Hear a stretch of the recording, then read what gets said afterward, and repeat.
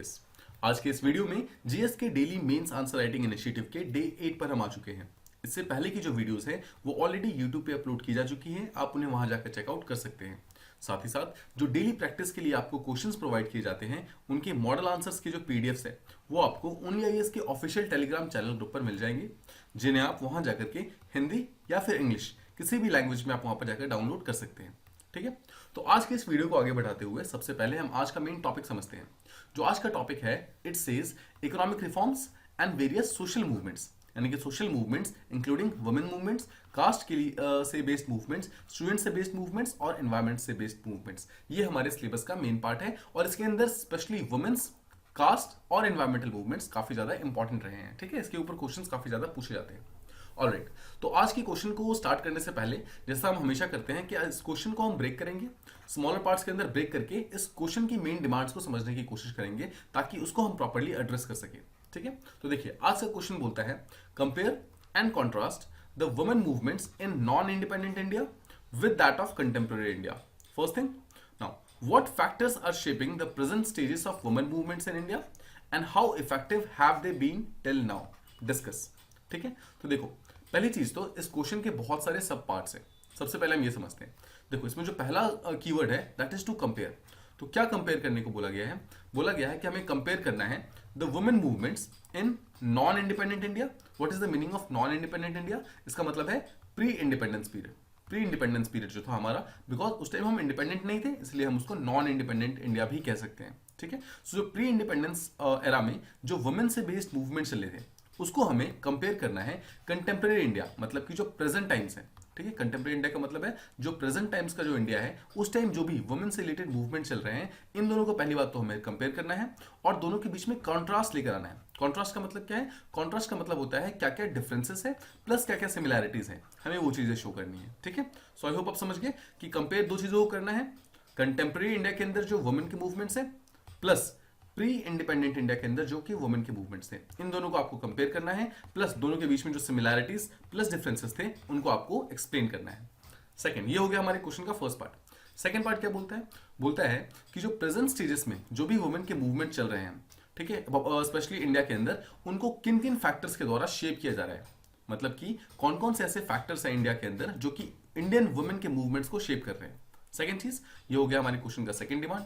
And third जो question है, it says कि how effective have they been till now, मतलब कि जो भी वुमेन के मूवमेंट्स भारत के अंदर चल रहे हैं वो कितने ज्यादा इफेक्टिव हुए हैं, इसको हमें प्रॉपर्ली चेक करना है, डिस्कस करना है।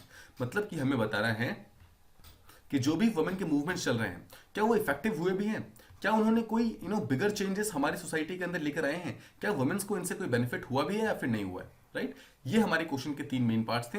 तो बारी बारी से हम इस क्वेश्चन को डिस्कस करेंगे और इस क्वेश्चन के मेन जो भी डिमांड्स हैं उसको फुलफिल करने की कोशिश करेंगे। तो देखिए एक चीज तो आप यहां पर समझ गए होंगे कि जो एक क्वेश्चन है वो एक कंपैरिजन का क्वेश्चन है।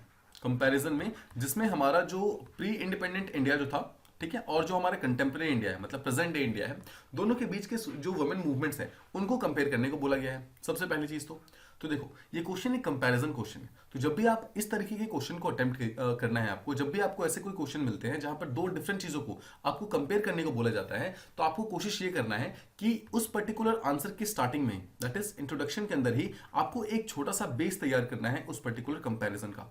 ठीक है, सीधे शब्दों में कहूं तो जो भी आप कंपेयर करने वाले हैं लार्जर कॉन्टेक्स्ट में अपने आंसर के बॉडी पार्ट में, उसको आपको शॉर्ट में कंपेयर करना है इंट्रोडक्शन के अंदर भी। राइट, मतलब कि जो प्री इंडिपेंडेंट इंडिया में जो भी वुमेन मूवमेंट्स हैं और जो कंटेम्प्रेरी इंडिया में जो भी वुमेन के मूवमेंट्स हैं, उन दोनों के बारे में कुछ चीजें आप अपने इंट्रोडक्शन के अंदर बता सकते हैं।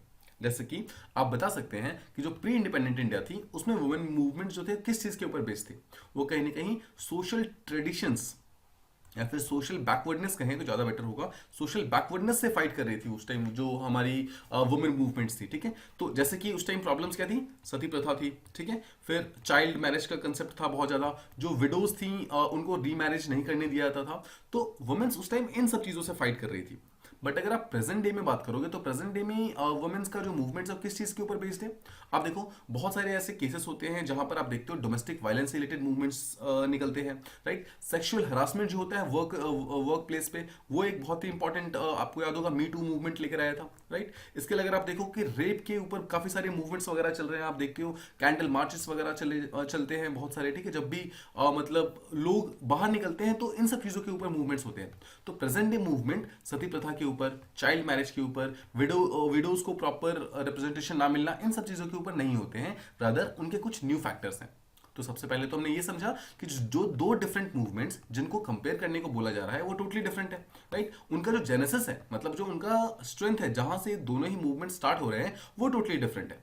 दोनों के रीजंस टोटली डिफरेंट है। दोनों के मूवमेंट के अंदर जो इंपॉर्टेंट कंसेप्ट्स है, जो भी इंपॉर्टेंट चीजें हैं, किस चीज के कारण मूवमेंट हो रहा है, वो रीजंस टोटली डिफरेंट है। सो आई होप आप इतना समझ गए, ठीक है। देखो इंट्रोडक्शन के अंदर जब आप ये चीजें शो कर देंगे तो एग्जामिनर को ये चीज पता चल जाएगा कि आपको दोनों ही मूवमेंट्स के बारे में एग्जैक्टली पता है। तभी तो आपने दोनों के जो मेन रीजंस थे मूवमेंट के, मतलब किस चीजों के ऊपर मूवमेंट्स हो रहे हैं, आपने वो चीज सबसे स्टार्टिंग में एक्सप्लेन कर दिया, राइट। अब देखिए, जब आपने अपना इंट्रोडक्शन रेडी कर लिया है, जहां पर आपने काइंड ऑफ दोनों के बारे में बता दिया थोड़ा थोड़ा, तो अब एग्जामिनर रेडी है इस चीज को समझने के लिए कि आपको इस पर्टिकुलर टॉपिक के बारे में और क्या क्या पता है, ठीक है। अब देखो, आप एक छोटा पैरा दे सकते हो बॉडी के स्टार्टिंग में, जहां पर आप ये बताओगे कि जो वुमेन की मूवमेंट्स है वो एक इवोल्यूशन का पार्ट है। एवोल्यूशन का पार्ट है, मतलब कि जो भी वुमेन की मूवमेंट्स आज से 100 साल पहले चल रही थी, सेम मूवमेंट्स आज नहीं चल रही, राइट। आज का जो मूवमेंट है टोटली डिफरेंट है, जो टॉपिक्स है टोटली डिफरेंट है, जो एरिया ऑफ कंसर्न है वो टोटली डिफरेंट है, राइट। जैसा हमने ऊपर बात किया कि पहले सती प्रथा, विडो मैरिज, ये सब मेन प्रॉब्लम थी, बट आज के टाइम में sexual harassment, rape, domestic violence, ये सब मेन प्रॉब्लम्स हैं, राइट। तो एक चीज जो हम समझ रहे हैं वो ये है कि वुमेन मूवमेंट्स लगातार इवॉल्व हो रहे हैं, ठीक है। सो वुमेन मूवमेंट्स इवॉल्व हो रहे हैं, तो क्या हम कह सकते हैं कि साथ ही साथ वुमेन के राइट्स को भी इवॉल्व होना चाहिए, राइट। बिकॉज देखो, वुमेन जैसे जैसे टाइम चेंज हो रहा है वैसे वैसे हर चीज कहीं ना कहीं चेंज होती है, और आप जानते हो ओवर द ईयर्स वुमेन को राइट्स भी काफी ज्यादा इवॉल्व हुए हैं, काफी ज्यादा राइट्स इंक्रीज हुई है, राइट। सो एक चीज देखिए, मान लो कि कोई एक ऐसी कम्युनिटी है जिसके पास पहले राइट्स काफी कम थी, धीरे धीरे उसके पास राइट्स काफी ज्यादा मिलती है। तो एक चीज जो कि सोसाइटी के अंदर ग्रेजुअली इंप्रूव होनी चाहिए वो है कि जो भी कम्युनिटी है जिसको पहले राइट्स नहीं मिलती थी, बाद में राइट्स मिल रहे हैं, उनका सोशल स्टेटस जो है क्या वो इंक्रीज होना चाहिए, डेफिनेटली इंक्रीज होना चाहिए। मान लेते हैं कि पहले इनको राइट टू वोट नहीं मिलता था, बाद में इनको राइट टू वोट मिला। मान लेते हैं कि पहले इनको राइट टू जो पॉलिटिकल प्रेजेंटेशन था वो नहीं था, बाद में उनको पॉलिटिक्स में प्रेजेंट करने को बोला गया, मतलब उसके लिए भी उनको राइट्स मिल गए। पॉइंट बीइंग, अगर एक ऐसी कम्युनिटी है, देखो हम यहाँ पर वुमेन्स की बात नहीं कर रहे हैं, मैं यहाँ पर एक जनरल कम्युनिटी की बात कर रहा हूँ। आई एम सेइंग कि अगर एक पर्टिकुलर कम्युनिटी जिसको पहले कोई राइट्स नहीं मिलते थे, बाद में उनको राइट्स मिलने लगे, तो कंपैरेटिवली उनका जो सोशल स्टेटस था वो बेटर होना चाहिए, काफी ज्यादा इंप्रूव होना चाहिए। बट अगर हम वुमेन के केसेस में देखेंगे, वुमेन्स के केस में, तो पहले उनको राइट्स काफी कम मिलते थे, अभी उनको कंपैरेटिवली राइट्स तो बेटर मिले हैं, बट जो उनका सोशल स्टेटस है वो कहीं ना कहीं उतना बेटर नहीं हो पाया। सोशल स्टेटस को अभी भी बहुत ज्यादा बेटर करने की जरूरत है हमें, राइट। तो आई होप आप ये चीज समझ गए कि वुमेन्स को despite getting a lot many rights, despite a lot of movements that have been going on since centuries, but social status जो था जिसको हम अपलिफ्ट करने की एक्चुअली कोशिश कर रहे हैं, वो लार्जर सेंस में अभी तक अपलिफ्ट नहीं हो पाया। देखिए, इसका ये मतलब बिल्कुल भी नहीं है कि सोशल स्टेटस सेम वैसा ही है जितना पहले था, ऐसा भी नहीं है। हम पहले से काफी बेटर आए हैं, बट जिस लेवल के राइट्स उनको प्रोवाइड किए गए हैं, हमारा कॉन्स्टिट्यूशन आता है, कॉन्स्टिट्यूशन के अंदर उनको राइट्स प्रोवाइड किए जाते हैं, राइट। अलग अलग लॉज बनाए जाते हैं वुमेन के प्रोटेक्शन के लिए, उनके थ्रू उनको राइट्स प्रोवाइड किए जाते हैं। तो इन सब के प्रोपोर्शन में जितना सोशल स्टेटस वुमेन्स का बढ़ना चाहिए था, उतना सोशल स्टेटस वुमेन्स का नहीं बढ़ पाया है। This is one of the biggest problem. अच्छा, हम ये चीज क्यों डिस्कस कर रहे हैं, क्यों हम बात कर रहे हैं कि उनको राइट्स तो मिल रहे हैं बट सोशल स्टेटस नहीं मिला है। एक चीज समझो, वुमेन के मूवमेंट्स प्री इंडिपेंडेंस एरा में क्यों होते थे, मतलब what was the reason. Reason was because उनका सोशल स्टेटस डाउन था, राइट। उनके पास राइट्स नहीं थी, राइट। इसीलिए तो इन सब चीजों के लिए वो लोग मूवमेंट्स करते थे, वो लोग प्रोटेस्ट करते थे, राइट। अब कंटेम्प्रेरी इंडिया जो है, यहां पर तो उनको राइट्स मिल रहे हैं, राइट। अगर हम ये बोले कि उनका सोशल स्टेटस भी इंप्रूव हो गया है, फिर तो उन्हें वुमेन को मूवमेंट्स करने की जरूरत होनी नहीं चाहिए थी, बट मूवमेंट तो अभी भी चल रहे हैं, right. If movements are still going on, it means कहीं ना कहीं लूप होल है, कहीं ना कहीं प्रॉब्लम अभी तक सॉल्व नहीं हुई है।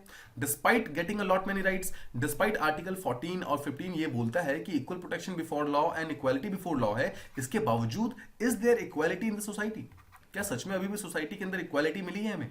राइट? अगर हम वुमेन के पर्सपेक्टिव से देखें, अगर हम पॉलिटिकल पार्टिसिपेशन का देखें तो पंचायती राज इंस्टीट्यूशन के अंदर they have got 33% reservation, women's को मिली 33% reservation, but have they actually got those particular reservation? क्या सच में 33% वुमेन्स सच में डिसीजन मेकिंग का काम कर रही हैं? Have they really got the power? क्या उनको सच में वो पावर मिली है जिस पर्टिकुलर पावर के लिए इनको 33% रिजर्वेशन प्रोवाइड किया गया था? राइट? आपने एक कंसेप्ट सुना होगा, there was a concept called sarpanch pati. What is the meaning of sarpanch pati? Still despite कि एक वुमेन जो है एक पर्टिकुलर जगह की सरपंच है, इसके बावजूद वहां के सारे डिसीजंस जो हैं वो male member of the society या फिर male member of the family ले रहे हैं। So what does it means? It means कि despite getting a lot many rights, despite getting a lot many advantages, अलग अलग laws के थ्रू, अलग अलग social customs के थ्रू, traditions के थ्रू, constitution के through, despite all these facts, women's का जो status है वो comparatively अभी भी काफी नीचे है।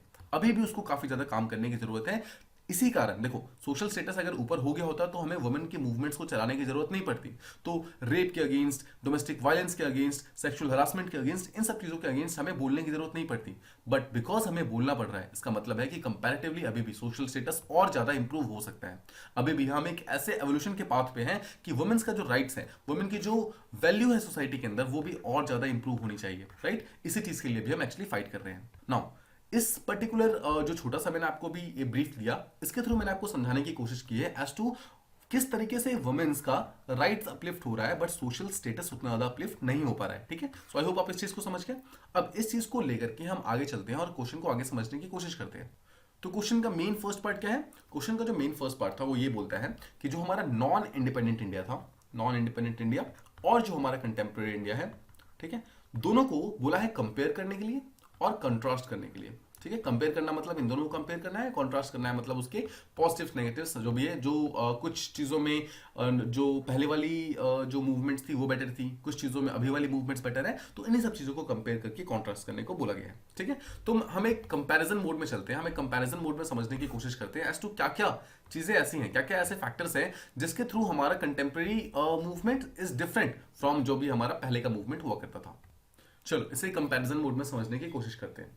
सबसे पहले तो जो प्री इंडिपेंडेंट वुमेन मूवमेंट्स थी, जो प्री इंडिपेंडेंट वुमेन मूवमेंट्स थी, सबसे पहले उसका जेनेसिस कहां से होता है, मतलब कब वो स्टार्ट होती है? तो आप देखोगे 1800 से 1800 के आसपास में जब इंडिया के अंदर सोशियो रिलीजियस रिफॉर्म्स आने स्टार्ट हुए थे। ठीक है? अब देखो, सोशियो रिलीजियस रिफॉर्म्स, इसके अंदर एक वर्ड आता है सोशल रिफॉर्म्स। ठीक है? अगर आप सोशल रिफॉर्म्स की बात करोगे, सोशल का मतलब है सामाजिक। ठीक है? मतलब समाज के अंदर रिफॉर्म्स ला रहे हैं। और आप जानते हो समाज के अंदर दो डिफरेंट सेक्शंस ऑफ पीपल रहते हैं, मेन एंड वुमेन। ठीक है? तो जितने आप मेन के राइट्स के लिए फाइट करते हो उतने आपको वुमेन के राइट्स के लिए फाइट करने हैं।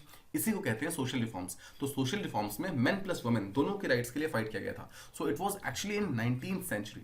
ठीक है? मतलब कि 1800 समथिंग में जब डिफरेंट फिलोसोफर्स केम, जैसे कि राजा राम मोहन राय आते हैं, ईश्वर चंद्र विद्यासागर आते हैं, ये लोग आके ज्योतिराव फूले आती हैं। राइट? ये सब चीजें, ये सब लोग जो है वो आते हैं और वुमेन के मूवमेंट्स के लिए डिफरेंट अलग अलग वुमेन के राइट्स के लिए डिफरेंट डिफरेंट मूवमेंट्स करते हैं। ठीक है? और इस तरीके से जो सोशल रिलीजियस रिफॉर्म्स हैं वो एक्चुअली एक वुमेन के कंपोनेंट के लिए भी काम करता है। ठीक है? तो एक चीज तो आप समझ गए कि इसका स्टार्टिंग कैसे हुआ प्री इंडिपेंडेंस वाले का। अब जो प्रेजेंट डे मूवमेंट है, जो कंटेम्प्रेरी मूवमेंट है, उसका स्टार्टिंग कैसे हुआ? देखो, इसका स्टार्टिंग बेसिकली होता है पोस्ट इंडिपेंडेंस इंडिया में। पोस्ट इंडिपेंडेंस में आप देख सकते हो 1960s 1970s का जो पीरियड था, उस टाइम एक्चुअली काफी वुमेन्स एजुकेट होकर निकलने लगी। ठीक है? Women started getting education. जब उन्हें एजुकेशन मिली तो they got aware about their rights. उन्हें पता चली कि हमारे पास राइट्स क्या क्या हैं। जब उन्हें राइट्स पता चली तो उन्हें यह भी पता चला कि पिछले ही कितने ही सालों से हमारे साथ राइट्स का अब्यूज हो रहा है, मतलब हमें प्रॉपर राइट्स नहीं मिल रहे हैं। अब कुछ ऐसी वुमेन्स उनमें से थी जिन्होंने बोला कि हमारे साथ भी गलत हो रहा है और जो बाकी सेक्शन ऑफ द जो सोसाइटी है, जो मतलब बाकी वुमेन्स वगैरह हैं, उनके साथ भी कहीं ना कहीं गलत हो रहा है। तो इसके अगेंस्ट इन लोगों ने मूवमेंट चलाया। ठीक है? तो बेसिकली हम समझ सकते हैं जो कंटेम्प्रेरी टाइम का मूवमेंट्स है वो 1960s या फिर 1970s के आसपास में इंडिया के अंदर स्टार्ट होता है। ठीक है? इस पर्टिकुलर टाइम में वुमेन्स को राइट्स की कॉन्शियसनेस आती है, मतलब उन्हें पता चलता है कि हमारे पास राइट्स हैं और वो लोग उसके अगेंस्ट में प्रोटेस्ट करना स्टार्ट करती है। ठीक है? एक चीज क्लियर है? अब देखिए सेकंड फैक्टर समझते हैं। सेकंड फैक्टर ये है कि जो प्री इंडिपेंडेंस era था उसमें जो भी वुमेन मूवमेंट थी, जैसा हमने बात किया, सोशल मूवमेंट के साथ में चल रहा था। तो जो भी डिफरेंट रिफॉर्मर्स थे, और राजा राम मोहन राय, ईश्वर चंद्र विद्यासागर, ये लोग अपने सोशल जो कस्टम्स थे, सोशल प्रॉब्लम्स को सॉल्व करने के साथ साथ में वुमेन की प्रॉब्लम्स को भी सॉल्व कर रहे थे। सेकेंड चीज, ठीक है, ये था प्री इंडिपेंडेंस era के टाइम में। अगर आप कंटेम्प्रेरी एरा का देखो तो इसमें क्या हो रहा है, देखो कंटेम्प्रेरी एरा में क्या है, जो वुमेन मूवमेंट्स हैं वो कहीं ना कहीं बाकी मूवमेंट जितने भी है, रेस्ट ऑफ द मूवमेंट्स हैं, उनके साथ मर्ज हो गई है। फॉर एग्जाम्पल देखो, अभी हम सिर्फ और सिर्फ वुमेन्स के एम्प्लॉयमेंट के लिए बात नहीं करते हैं, हम ओवरऑल अनएम्प्लॉयमेंट के बारे में बात करते हैं, राइट। सो जब हम अनएम्प्लॉयमेंट बोलते हैं तो अनएम्प्लॉयमेंट में हम मेल प्लस फीमेल दोनों के अनएम्प्लॉयमेंट के बारे में बोलते हैं, right. So although we are fighting for female, but still हम उसे जेंडर बेस्ड एक टाइप का नेम नहीं दे रहे, राइट। सिमिलरली अगर आप गरीबी की बात करो, पॉवर्टी की बात करोगे, तो पॉवर्टी यहां पर देखो, although female poverty is more than male poverty, right. India के अंदर फीमेल पॉवर्टी ज्यादा है, बट स्टिल जब हम गरीबी हटाने की बात करते हैं, जब हम पॉवर्टी के बारे में बात करते हैं, तो we don't talk about female poverty, मतलब सिर्फ और सिर्फ फीमेल के बारे में बात नहीं करते हैं, we simply talk about poverty, जिसके अंदर मेल प्लस फीमेल मतलब जेंडर न्यूट्रल टर्म्स की तरह निकल के आ रहे हैं।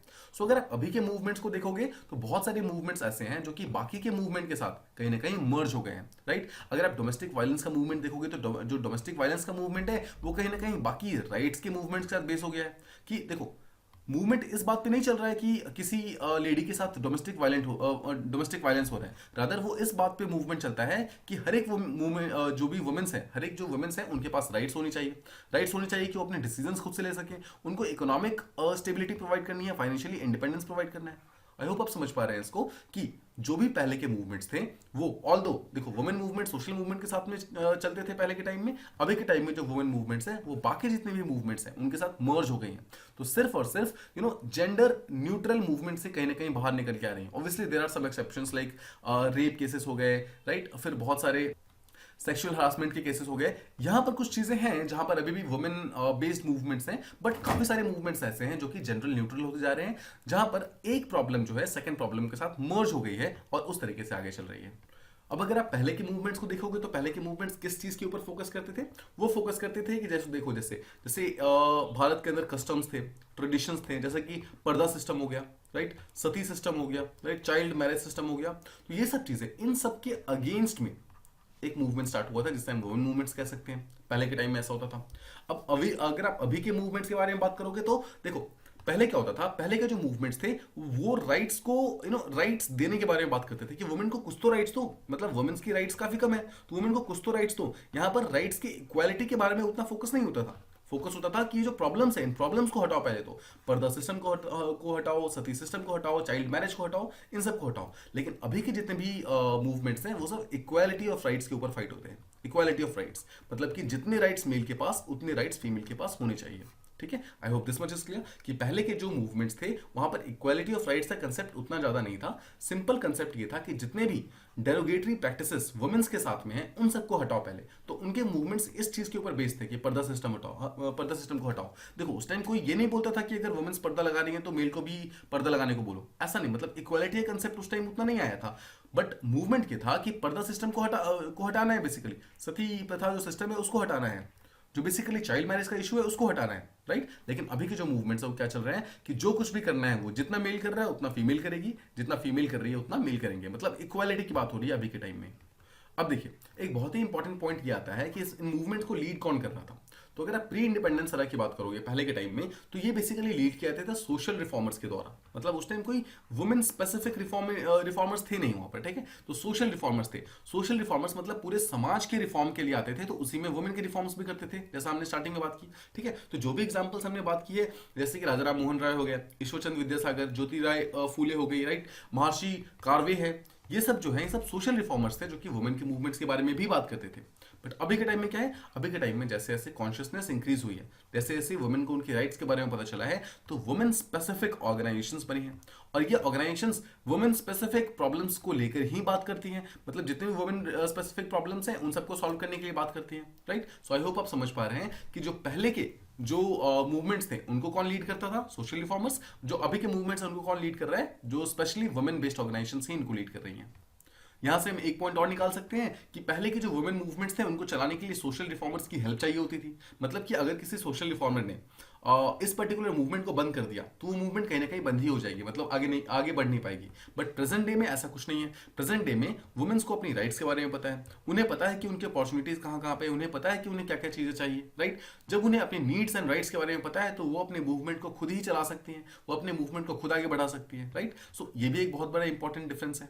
एक हम यहाँ पर एग्जांपल ले सकते हैं अपने सोशल मीडिया का, कि सोशल मीडिया एक ऐसा प्लेटफॉर्म है जिसने एक्चुअली हर एक पर्सन को वॉइस प्रोवाइड किया है। तो यहाँ पर कह सकते हैं it has given voice to voiceless. मतलब पहले कोई जिसकी बात सुनता नहीं था, आज सोशल मीडिया पे सब उसकी बातें सुनते हैं, राइट। तो पहले के टाइम में, मतलब प्री इंडिपेंडेंस एरा में सोशल मीडिया का कंसेप्ट नहीं था, तो वहां पर अगर कोई वुमेन्स थी भी जिनके साथ कोई अगर प्रॉब्लम हो भी रही थी तो शायद वो किसी को बता नहीं पाती थी, राइट। कभी भी वो जाकर के रिपोर्ट लिखवा नहीं पाती थी पुलिस स्टेशन में, कोई भी प्रॉब्लम उनके पास क्यों ना हो रही हो। बट अभी के टाइम में there is a concept of social media.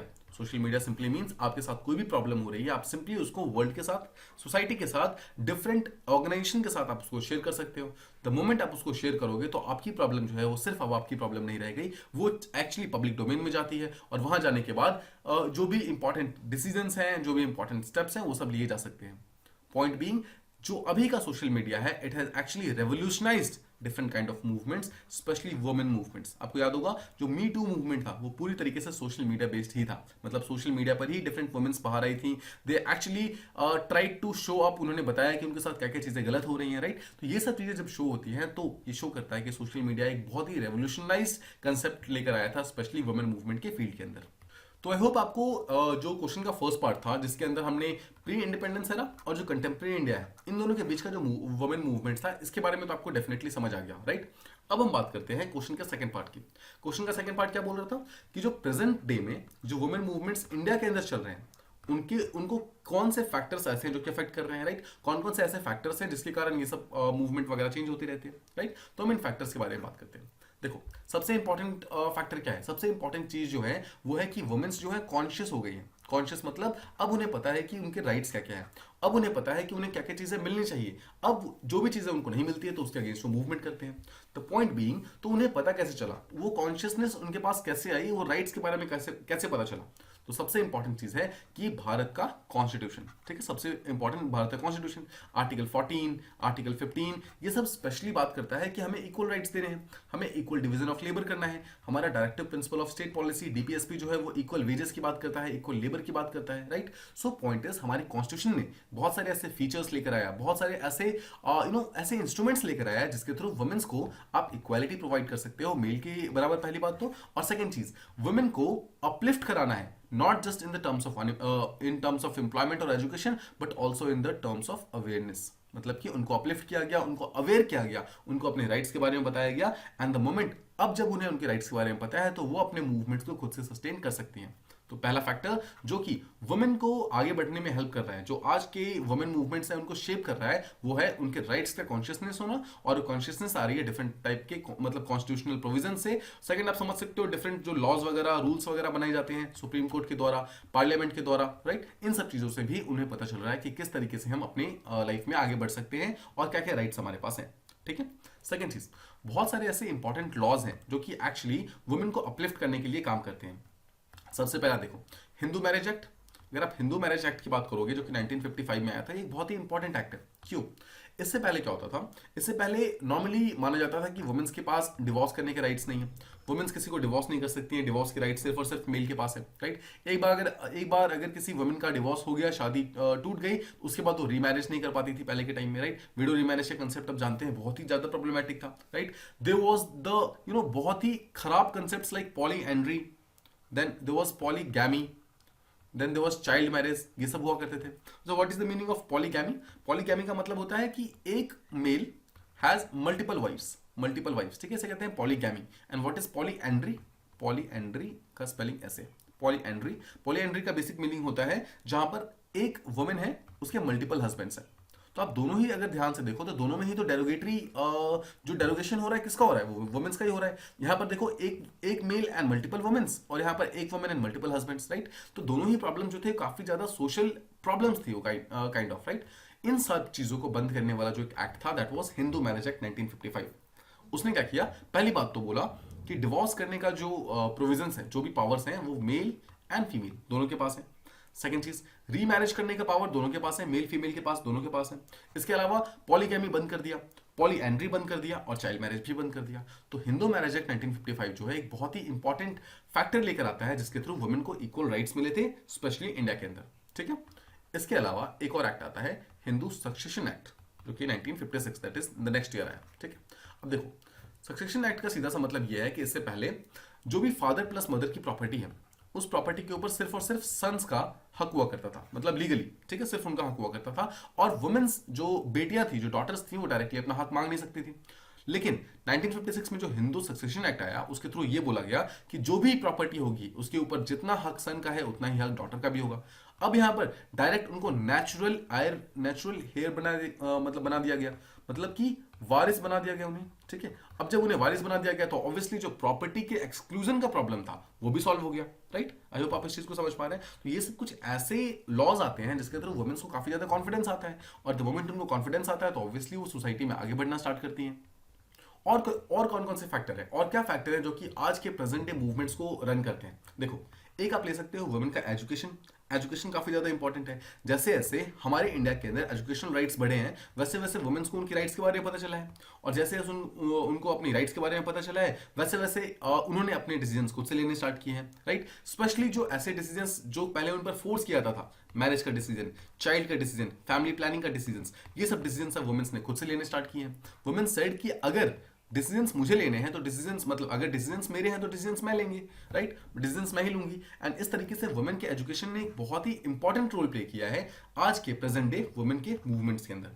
इसके अलावा आप देख सकते हो, इससे पहले देखो एक बहुत बड़ी प्रॉब्लम ये थी कि जितनी भी वुमेन्स थी वो फाइनेंशियली इंडिपेंडेंट नहीं हुआ करती थी, मतलब कि वुमेन्स जॉब नहीं करती थी, राइट। जॉब नहीं करने के लिए के कारण उनके पास पैसे नहीं होते थे, तो या तो अपने फादर के ऊपर वो मतलब डिपेंडेंट होती थी, या तो अपने हस्बैंड के ऊपर, या फिर अपने सन के ऊपर, राइट। इनमें से किसी के ऊपर डिपेंडेंट होती थी।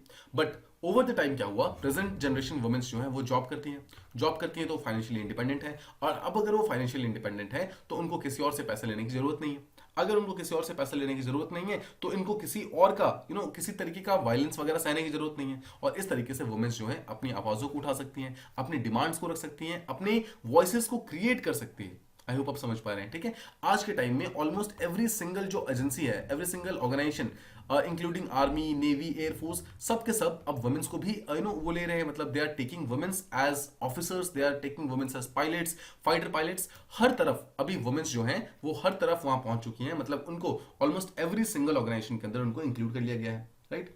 अब देखो, इसके अलावा बहुत सारे जो ग्लोबल मूवमेंट्स वगैरह हुए हैं, जैसे कि मी टू मूवमेंट जो था वो पहले इंडिया में स्टार्ट नहीं हुआ था, वो एक्चुअली पहले बाहर के वेस्टर्न कंट्रीज के अंदर स्टार्ट हुआ था। लेकिन उसको देख करके इंडिया के जो मतलब इंपॉर्टेंट पीपल थे, जो वुमेन्स थी, उन्होंने भी ग्लोबल मूवमेंट से सीखा बहुत सारा। उन्होंने देखा कि किस तरीके से वुमेन्स को काफी ज्यादा लिबर्टी एंड फ्रीडम मिलती है बाकी डिफरेंट कंट्रीज के अंदर, तो उन्होंने उस लिबर्टी एंड फ्रीडम की डिमांड हमारे कंट्री के अंदर भी की, और उस तरीके से उनको फ्रीडम एंड लिबर्टी मिला भी ऑब्वियसली। अभी हम बहुत सारे ऐसे प्रॉब्लम्स लाइक पर्दा सिस्टम, कास्ट सिस्टम तो काइंड ऑफ अभी भी है बट पहले से काफी ज्यादा डिक्लाइन हो गया है, फिर सती सिस्टम, राइट, इन सब चीजों से हम काफी ज्यादा आगे निकल चुके हैं। इन सब प्रॉब्लम्स को हमने सॉल्व करने में काफी ज्यादा सक्सेस पाई है। तो इट शोज कि ग्लोबल मूवमेंट का एक काफी इंपॉर्टेंट जो फैक्टर है वो इंडिया के ऊपर भी आया है, और उसके कारण इंडियन मूवमेंट जो वुमेन्स थी वो भी काफी ज्यादा आगे निकल पाई है।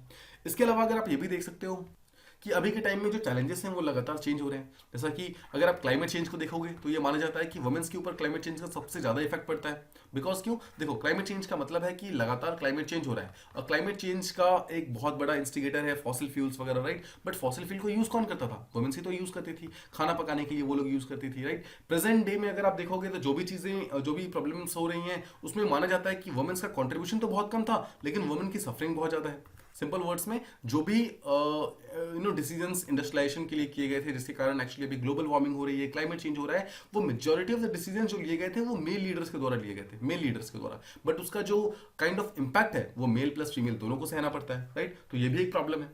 सो आई होप आप समझ पा रहे हैं। तो ये कुछ ऐसे फैक्टर्स थे जिन फैक्टर्स को हमने डिस्कस किया एज टू अभी के टाइम में, मतलब अभी जो कंटेम्प्रेरी टाइम्स है उसमें अगर कोई भी वुमेन मूवमेंट चल रहा है तो वो किन पर्टिकुलर फैक्टर्स के कारण वो मतलब वो शेप हो रहा है, किस फैक्टर के कारण वो चेंजेस हो रहे हैं, राइट। तो ये हो गया हमारा क्वेश्चन का सेकंड पार्ट। अब हम चलते हैं क्वेश्चन के थर्ड पार्ट पे। क्वेश्चन का थर्ड पार्ट अगर आपको याद होगा तो थर्ड पार्ट क्या बोलता है, वो बोलता है कि जो हमारा प्रेजेंट डे मूवमेंट है उसकी इफेक्टिवनेस क्या है।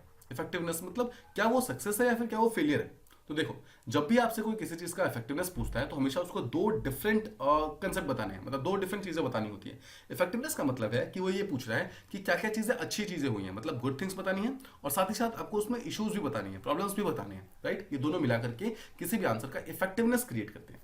अब देखो, जो वुमेन मूवमेंट्स थी उनका हम इफेक्टिवनेस समझने की कोशिश करते हैं। तो सबसे पहले हम ये समझते हैं कि अच्छी चीजें क्या क्या हुई हैं, मतलब गुड थिंग्स क्या क्या हुई हैं, मेजर अचीवमेंट्स क्या क्या है हमारे वुमेन के मूवमेंट्स की।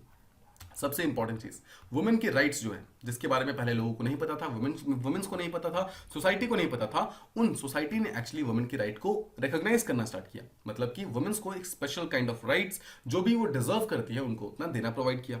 एग्जाम्पल आप ले सकते हो, जो सबरीमाला जजमेंट जो आया था, सबरीमाला में क्या था कि पहले वुमेन्स एक पर्टिकुलर टेंपल में नहीं जा सकती थी, सबरीमाला टेंपल में, but later on Supreme Court found out कि ये तो बिल्कुल गलत है। Just because women's are women's, just because of their gender they are not allowed to go somewhere, that is wrong. तो यहाँ पर सबरीमाला जजमेंट आता है जिसके अंदर वुमेन्स को अलाउ किया जाता है उस पर्टिकुलर टेंपल में जाने के लिए, राइट? ये इंपॉर्टेंट था। सेकंड, और क्या बेनिफिट हुआ इस पर्टिकुलर वुमेन मूवमेंट्स का? एक चीज ये हुआ कि वुमेन्स ने अपने राइट्स को समझा और अपने डिसीजंस वगैरह खुद से लेने स्टार्ट हुए। जैसे कि हमने बात की थी मैरिज के डिसीजन, चाइल्ड के डिसीजन, फैमिली प्लानिंग के डिसीजंस, राइट? क्या डिसीजंस लेने हैं, वो सब के सब डिसीजंस अब उनके लिए उनकी फैमिली नहीं ले रही थी, रादर वो अपने डिसीजंस खुद ले सकती थी। ठीक है, ये चीज इंपॉर्टेंट है। इसमें एग्जांपल में आप हादिया केस के बारे में बता सकते हो। हादिया ने एक्चुअली जिस पर्टिकुलर पर्सन से शादी की थी, उन लोगों ने केस कर दिया था इस पर्टिकुलर चीज के अगेंस्ट, लेकिन सुप्रीम कोर्ट ने इस चीज को अपलिफ्ट किया, इस चीज को माना कि हर एक पर्सन के पास जो राइट टू मैरिज है, राइट टू मैरिज है, वो आर्टिकल 21 के अंदर आता है। ठीक है, आर्टिकल 21 के अंदर आता है और ये एक फंडामेंटल राइट है, हर एक पर्सन का फंडामेंटल राइट है। सो ये भी काफी इंपॉर्टेंट चीज है। ये भी चीज तभी आई है जिस टाइम जब हमने वुमेन मूवमेंट्स वगैरह स्टार्ट किए। इसके अलावा अगर आप देखोगे तो वुमेन मूवमेंट्स का एक बहुत बड़ा फायदा ये हुआ है कि बहुत सारे स्कॉलर ने एजुकेशन को प्रमोट किया है। मतलब कि उन्होंने बोला कि क्यों वुमेन्स के लिए एजुकेशन इंपॉर्टेंट है, क्यों वुमेन्स के लिए एम्प्लॉयमेंट काफी ज्यादा इंपॉर्टेंट है। देखो, एजुकेशन की अगर आप सिंपल सी बात करो तो एक बहुत ही इंपॉर्टेंट, बहुत ही फेमस प्रोवर्ब आपने सुना होगा, that if you teach a man you teach one person, ठीक है, but if you teach a woman you teach entire family. Because एक वुमेन जब भी कुछ सीखती है तो वो सिर्फ उसे अपने पास नहीं रखती है, वो उसे फैमिली जनरेशंस में पास ऑन करती रहती है, वो अपने बच्चों को बताती है, वो अपने जो ग्रैंड किड्स होती है उनको पढ़ाती है। पॉइंट बीइंग, एक वुमेन जो एजुकेट होती है वो अपने साथ साथ में पूरे जनरेशन को एजुकेट करने की पूरी कोशिश करती है। बट एक मैन जब एजुकेट होता है वो सिर्फ और सिर्फ अकेला ही एजुकेट होता है। देखो, ऐसा नहीं है कि वुमेन्स आगे जो मेंस हैं वो आगे किसी और को नहीं पढ़ाते हैं, पॉइंट वो नहीं है। पॉइंट ये है कि देखो, अगर आप मेंस की आप बात करोगे तो स्पेशली अभी जो इंडियन सोसाइटी है उसमें क्या देखा जाता था कि मेंस जो है वो एजुकेट होकर बाहर चले जाते हैं, मतलब दे गो फॉर एम्प्लॉयमेंट के होने के कारण वो अपनी फैमिली के साथ काफी कम टाइम स्पेंड कर पाते हैं। लेकिन वुमेन्स जो है, वुमेन्स का अगर आप एक प्राइमरी रोल देखोगे तो it is to home maker, वो एक होम मेकर की तरह है, राइट? प्रेजेंट डे में, यहां तक कि पास्ट में भी। तो अगर ये घर पे रहती हैं, they stay with their kids, ठीक है, किड्स के साथ रहती हैं, तो इस पर्टिकुलर टाइम में वो अपने बच्चों को एक्चुअली काफी अच्छी चीजें सिखा सकती हैं। तो इस सेंस में बोला जाता है कि if you teach a women you teach entire generation. फिर अगर आप एम्प्लॉयमेंट के बारे में बात करोगे तो एम्प्लॉयमेंट भी काफी बढ़ा है वुमेन मूवमेंट्स के कारण। उसका सबसे बड़ा एग्जांपल ऑब्वियसली हमने पीछे देखा कि जो फाइनेंशियल इंडिपेंडेंस अगर रहेगा तो कोई भी वुमेन्स अपने तरीके से डिसीजंस ले सकती हैं, अपने तरीके से आगे बढ़ सकती है, राइट? इसके अलावा वुमेन मूवमेंट्स का एक और बहुत बड़ा फायदा रहा है कि वुमेन्स को पॉलिटिकल पार्टिसिपेशन का मौका मिला है। जैसे कि आप पंचायती राज इंस्टीट्यूशंस में देखो तो 33% रिजर्वेशंस मिली है, राइट? देखो, हम इसे अच्छी चीज क्यों बोल रहे हैं? अभी थोड़ी देर पहले हमने इसी चीज को क्रिटिसाइज किया था कि सरपंच पति का कंसेप्ट आ गया है, राइट? वुमेन डिसीजंस नहीं ले रही है। हम इसको यहाँ पर अच्छा इसलिए बोल रहे हैं बिकॉज देखो, मानते हैं कि 33% सबका सब वुमेन्स के राइट्स के पास नहीं है, मतलब वुमेन के पास पावर नहीं है, बट अगर किसी एक वुमेन को भी इस पॉलिटिकल पार्टिसिपेशन का फायदा मिल रहा है, अगर even if a single women is getting benefit of this thing, then definitely ये चीज अच्छी हो रही है, डेफिनेटली ये चीज आगे बढ़ रही है और धीरे धीरे ये हो सकता है कि 33% तक पहुंच जाए, धीरे धीरे और ज्यादा वुमेन्स इसके अंदर पार्टिसिपेट करना स्टार्ट करें और ये जो मूवमेंट है वो कंपैरेटिवली ग्रो होता रहेगा। ठीक है, तो ये थी हमने देखी वुमेन मूवमेंट्स के फायदे क्या क्या हुए हैं। अब हम इसका देखते हैं कि सेकंड पार्ट क्या है, यानी कि इसके नुकसान क्या क्या हुए हैं। सिंपल वर्ड्स में इश्यूज क्या क्या है, अभी भी क्या क्या इश्यूज हैं जिसके कारण वुमेन मूवमेंट्स अभी भी आगे नहीं बढ़ पाई। तो देखो, इसके अंदर आप ले सकते हो कि प्रेजेंट डे में एक वुमेन को kind of multi layered identity से गुजरना पड़ता है। इसका मतलब है एक वुमेन को सिर्फ एक फीमेल की तरह नहीं देखा जाता है, रादर एक वुमेन को एक सिस्टर, एक मदर, एक वाइफ, देन एक एम्प्लॉयड पर्सन, हर चीज की तरह देखा जाता है। इसलिए एक वुमेन के लिए काफी ज्यादा ये प्रॉब्लमेटिक है कि उनको अलग अलग रोल से अकेले ही जूझना पड़ता है, राइट? तो ये एक बहुत बड़ी चीज है। अब देखो, यहां पर इसका सॉल्यूशन क्या हो सकता है? सॉल्यूशन ये है कि वुमेन को आप अलग अलग चीजों के लिए, जो आपने इसको जनरलाइज कर दिया है कि जैसे एक सिस्टर है तो सिस्टर की कुछ रिस्पॉन्सिबिलिटीज है, मदर की कुछ रिस्पॉन्सिबिलिटीज है, वाइफ की कुछ रिस्पॉन्सिबिलिटीज है, इन सब एक्सपेक्टेशन को पहले तो हटाना पड़ेगा, राइट? वुमेन को एक वुमेन की तरह जीने दो सिंपली। वुमेन भी देख, see what is a women? Women is the gender simply. Right. Women simply एक जेंडर है, इस चीज के पीछे आपको जाना है कि women is simply a gender. जिस तरीके से मेल को हम सिर्फ एक जेंडर लेते हैं, क्या हम मेल को ये बोलते हैं that male is also a brother, तो ब्रदर की कुछ रिस्पॉन्सिबिलिटीज अलग हो गई, फिर उसी पर्सन अगर वो हस्बैंड बनेगा तो उसकी रिस्पॉन्सिबिलिटीज अलग होंगी। See, all these responsibilities will be there, ये रिस्पॉन्सिबिलिटीज हमेशा रहेंगी, बट इन रिस्पॉन्सिबिलिटीज के कारण इन चीजों, इन लोगों को जानना नहीं है। ऐसा नहीं है कि एक मेल तब नहीं जाना जाएगा अगर वो हस्बैंड नहीं है, राइट। लेकिन एक मदर के लिए, एक वुमेन के लिए जो मदरहुड है वो काफी ज्यादा इंपॉर्टेंट हो जाती है। So I hope you are understanding the point that I am trying to make as to जो एक मल्टीपल आइडेंटिटी का प्रॉब्लम है वो वुमेन्स के साथ बहुत ज्यादा है। ऑब्वियसली मेल के साथ भी है, बट वुमेन्स के साथ बहुत ज्यादा है, और इस चीज को सॉल्व करना that would be really really important. उससे हमारा सोसाइटी जो है काइंड ऑफ इस पर्टिकुलर प्रॉब्लम से बाहर निकल सकता है। सेकेंड चीज देखो, there is a concept called as feminism, right. Feminism का मतलब क्या है? फेमिनिज्म एक ऐसा कंसेप्ट है जिसके थ्रू वुमेन के मूवमेंट को अपलिफ्ट करने की कोशिश की जाती है। बट फेमिनिज्म का जो ओरिजिन है वो इंडिया के अंदर हुआ नहीं है, वो एक वेस्टर्न कंसेप्ट है। सो वेस्टर्न कंट्रीज है, वहां पर जो फीमेल है वो अपने राइट्स के लिए फाइट करती है। बट जैसा हमने पीछे बात की थी, इंडिया के अंदर जो वुमेन मूवमेंट्स हुए हैं वो पास्ट से किस चीज के ऊपर होते जा रहे हैं? सोशल कस्टम्स को हटाने के लिए, सोशल ट्रेडिशंस को हटाने के लिए, सोशल डिस्क्रिमिनेशन को हटाने के लिए। So technically we are not fighting for our rights, we are not fighting for liberty और समथिंग। हम तो सिंपली कस्टम ट्रेडिशन और जो भी डिफरेंसेस वगैरह हैं इन सबको हटाने की बात कर रहे हैं। सो जो हमारा रीजन है इस पर्टिकुलर मूवमेंट को इनिशिएट करने का वो टोटली डिफरेंट है। सो आई होप आप ये भी समझ पा रहे हैं। थर्ड पॉइंट, अगर आप वुमेन मूवमेंट्स को ही समझोगे तो वुमेन मूवमेंट के अंदर भी काफी ज्यादा हायरार्की बन गई है, वर्टिकल हायरार्की बन गई है। देखो, वुमेन मूवमेंट में मेजॉरिटी जो वुमेन है वो किस चीज के ऊपर बेस्ड है? मेजॉरिटी मूवमेंट्स किस चीज के ऊपर बेस्ड है? या तो वेजेस के ऊपर बेस्ड है या फिर उनके राइट्स के ऊपर बेस्ड है। बट देखो, वेजेस का मतलब है सिंपली कि हमें भी इक्वल पे चाहिए, राइट। हमें भी इक्वल कंफर्ट चाहिए, हमें इक्वल अपॉर्चुनिटीज चाहिए। अगर आप राइट्स के बारे में बात करोगे तो यहाँ पर वंस अगेन इक्वल अपॉर्चुनिटी के बारे में बात की जाती है। बट द पॉइंट इज, अगर एक दलित वुमेन या फिर एक पुअर वुमेन जो कि मान लेते हैं कि किसी हाउस होल्ड में, किसी घर में कुछ काम वगैरह करती है, राइट, और उस तरीके से अपनी जिंदगी को जीती है, तो क्या आप वहां पर वुमेन के वेजेस के बारे में बात करोगे? क्या आप वुमेन के राइट्स, स्पेशली इक्वल अपॉर्चुनिटी के बारे में बात करोगे? क्या इनसे कोई भी फायदा जो भी दलित लोग हैं उनको होगा? कोई भी फायदा होगा? क्या यहाँ पर कोई भी बेनिफिट पहुंचेगा? क्या कोई भी ट्रिकल डाउन इफेक्ट करके यहां तक बेनिफिट पहुंच पाएगा? नहीं, right. The point is, women movements को कुछ इस तरीके के मूवमेंट में कन्वर्ट होना पड़ेगा कि right from the top to the bottom जितने भी प्रॉब्लम्स हैं सबको वो एक साथ सॉल्व कर पाए। वुमेन मूवमेंट का मेन मकसद यही होना चाहिए कि सारी की सारी प्रॉब्लम्स यहां पर एक साथ सॉल्व हो पाए, राइट। ये काफी ज्यादा इंपॉर्टेंट है। अब देखिए, इसके अलावा वुमेन्स के प्रोफेशन में कुछ ऐसे प्रोफेशंस हैं जहां पर स्टीरियोटाइपिंग की गई है, जैसे कि प्रोस्टिट्यूशन, सिंपल वर्ड्स में सेक्स वर्कर का जो प्रॉब्लम है वो यहाँ पर काफी ज्यादा प्रॉब्लमेटिक है। देखो, उनका फिजिकल, मेंटल, ये सब प्रॉब्लम्स तो ऑलरेडी हैं, इसके बारे में हमेशा बात की जाती है। बट अगर आप देखो तो उनकी सोसाइटी के अंदर जो एक इमेज बन गई है वो इमेज काफी ज्यादा गलत बन गई है। वो इमेज काफी गलत है, वो इमेज उनको एक्चुअली सोसाइटी के अंदर एक नॉर्मल पर्सन की तरह रहने देती नहीं है, राइट। तो ये भी एक बहुत बड़ा प्रॉब्लम है कि अगर हमें आज की वुमेन मूवमेंट्स को इंक्रीज करना है, बढ़ाना है, तो इन सब इश्यूज के ऊपर फोकस करना इंपॉर्टेंट है। इन सब इश्यूज को एक्चुअली हमें सॉल्व आउट करना ज्यादा इंपॉर्टेंट है। एक और प्रॉब्लम अगर हमें बात करनी हो कि वुमेन मूवमेंट से इश्यूज क्या क्या आ रही हैं, तो आप ये बोल सकते हो कि देखो, इतने लंबे टाइम तक काफी सारे मूवमेंट्स वगैरह चले हैं, बट जो भी उनका इम्पैक्ट्स वगैरह हैं, जो भी उनसे हमें आउटकम हम एक्सपेक्ट कर रहे थे, वो सब आउटकम हमें मिले नहीं है। अभी भी अगर आप देखो तो वुमेन का पार्टिसिपेशन लेबर फोर्स के अंदर काफी ज्यादा कम है। सिर्फ 26% जो है वुमेन्स है वो काम करती हैं अपने हमारे लेबर फोर्स के अंदर, राइट। जो वुमेन्स के अगेंस्ट जो क्राइम्स है वो लगातार इंक्रीज होते जा रहे हैं। अगर आप टॉप मैनेजमेंट की बात करोगे वहां पर नंबर ऑफ वुमेन्स काफी ज्यादा कम है।